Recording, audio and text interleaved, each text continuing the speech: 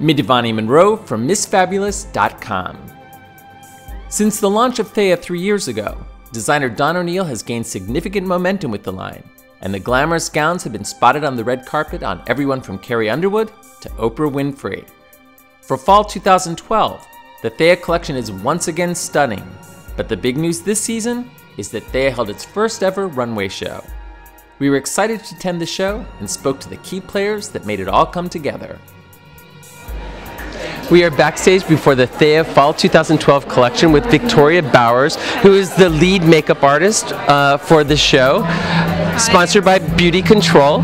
Can you tell us a little bit about the look that you're going for here? We're doing for amazing warrior princesses, you know, Greek goddess, strong women, just empowering and gorgeous and unafraid. We are now with Lin Wen. He is the lead stylist for the hair of the THEIA Fall 2012 show.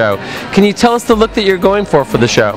The designer was inspired by the goddess Athena, and what he wanted was a really nice clean ponytail. And I wanted to incorporate some weaving in, because if you know anything about mythology, Athena is also the goddess of weaving. So if you notice, like, the ponytail, it's actually in a woven pattern in the back, but I just wanted to keep it very simple and classic. Give it a little bit different spin than the normal braid or the fishbone that you normally see every Fashion Week. We are with Patty Yankee, who is with Dashing Diva, and they're doing the nails for the Fall 2012 THEIA collection. Can you tell us the look you're going for the nails? Actually, they wanted to go for a nude nail because there's so much bling and so much excitement going on in the collection that they wanted something neutral that would like not conflict with the clothing. Right. So we're actually doing a color of ours called Season Tickets, which is a really nice new neutral color that's going to go really well with any skin tone. Looking forward to seeing that. Can you tell us a little bit about Dashing Diva?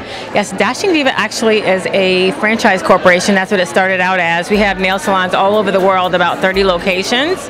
But we also have started a professional line of products for the professional beauty industry, and we have a lot of really cool products that professional technicians and, you know, cosmetologists can use in their salons for people. And these people, can they find them at dashingdiva.com? They can, or dashingdivapro.com, they can find the product. We are with Pasquale Fabrizio of Q by Pasquale. Yes, there we go. And he is the one providing the shoes for the THEIA collection today. Can you tell us a little bit about the shoes and your business? Our shoes and our business is, my inspiration in design is a lot. We're working with Murano glass, macrame. It's very tedious and detailed, and I find that it works so well with THEIA's dresses that it's actually a match made in heaven. I'm very excited about it.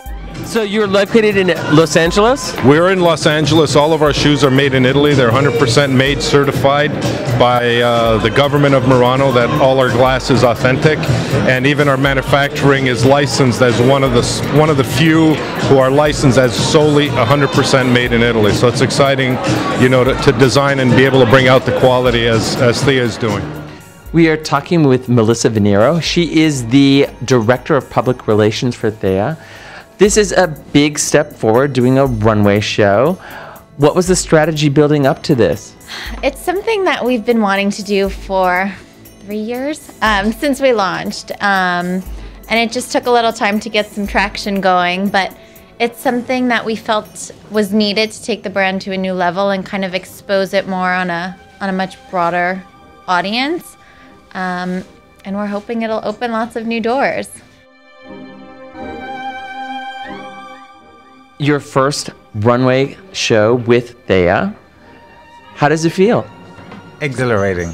It was spectacular. The opportunity to show in New York finally was a dream come true. 19 years in the making, and the show exceeded my expectations. Everything that I imagined and dreamed and saw in my head came down the runway, and it was a dream come true. It was spectacular.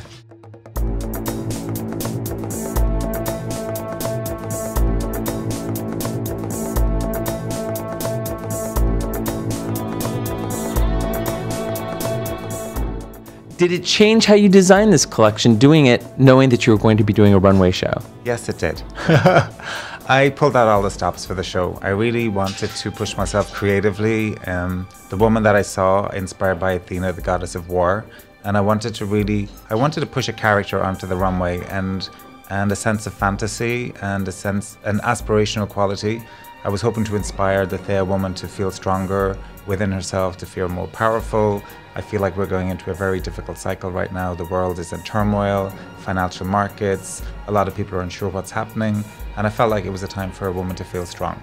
And that's why I chose Athena, and apart from the fact that she was an incredible warrior goddess and a symbol of strength, she was also a very wise woman.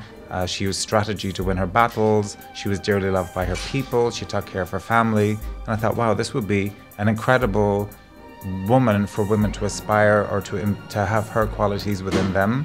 So that was the character I wanted to put on the runway. How did that affect the silhouettes that you chose and also the embellishments? The silhouettes, there were a lot of strong shoulders, and I wanted the sense of power to come from the shoulder. A very important factor was actually the helmets, which were, it was a symbol of power, a symbol of, again, the warrior within Athena, but there's also a divine purpose, if you go back through mythology, of the halo. And people that were, or any individuals that had divine energy coming through them from our creator or from the universe, had a halo of light around their head where the light of the universe entered their heads. And for me, the glittering helmet on my models was that divine energy flowing through them and making them strong from a source outside themselves so that they could be strong within themselves. So there was a lot of symbolism and a lot of power that I was imbuing into that woman on the runway. For spring, you had really, really vivid colors. What direction did you go for fall? There was a lot of black on the runway, and Fran Ornstein, who's our EVP of sales, was like, Don, the whole thing's black, where's the color? And she's like, why are you doing so much black? And I'm like, I don't know, Fran, I'm feeling black. And I think it's probably a part of the mood that's happening in the world right now. Yeah. And I was surprised to see a lot of other designers also showing a lot of black. Yes. And I think we sort of moved away from the color and the lightness of spring, and I felt like for a lot of designers it was an automatic sort of a switch over to do something new, to have so much black on the runway. But I feel like black also is a color of strength and power, and I felt that was the necessary direction to go in. So even though there were some, like there was an amethyst color on the runway and there were some blues on the runway and a little bit of winter white, the predominant color was black for strength.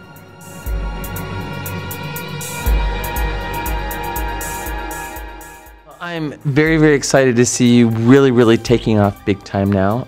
A beautiful collection. I'm sure everybody that sees it is going to agree with that as well. We've had an amazing response to the collection. The reviews have been wonderful, and more importantly, the buyers are loving it. As I said, I pushed the limits. I made some expensive pieces that sort of, I made them for the runway to make them extraordinary. I didn't want to hold back. I really gave it my all, and thinking, oh well, there'll be editorial pieces, and they're not. The stores are buying them, which is awesome. It took us all by surprise.